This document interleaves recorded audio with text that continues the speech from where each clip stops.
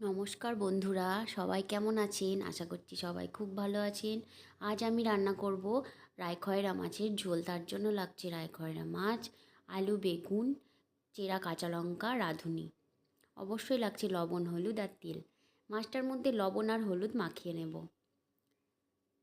লবণ হলুদ মাখানো হয়ে গেছে। এদিকে কড়াই বসিয়ে দিয়েছি। কড়াইয়ের মধ্যে দিয়ে দিলাম সর্ষের তেল। তেল গরম হয়ে গেছে, দিয়ে দেব মাছগুলো। পুরো রান্নার ভিডিওটা দেখতে থাকুন, আশা করছি ভালো লাগবে।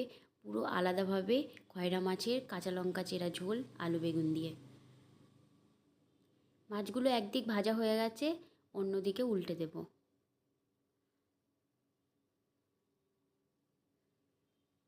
এখানে কিছু মশলা ব্যবহার হচ্ছে না, সিম্পল কাঁচা লঙ্কা, রাঁধুনি ফোড়ন দিয়ে ঝোল।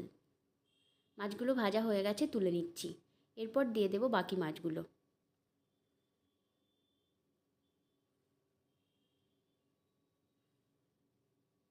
আবারও মাছগুলো অন্যদিকে উল্টে দেব।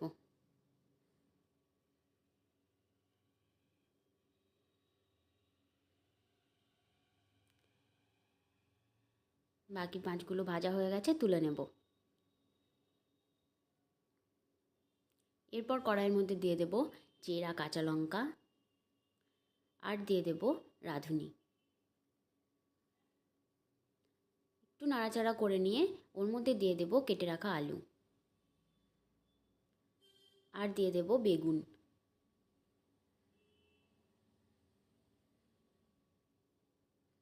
এরপরে দিয়ে দেব সামান্য পরিমাণে লবণ, সামান্য পরিমাণে হলুদ। তারপর নাড়াচাড়া করে নেব। খুব বেশি আমি আলু বেগুনটাকে ভেজে নেব না, হালকা করে ভেজে আমি জল দিয়ে দেব। হয়ে গেছে আমার হালকা করে ভাজা। এরপরে দিয়ে দেব জল। জলটা দেওয়ার পর কিছু সময় ফুটতে দেব।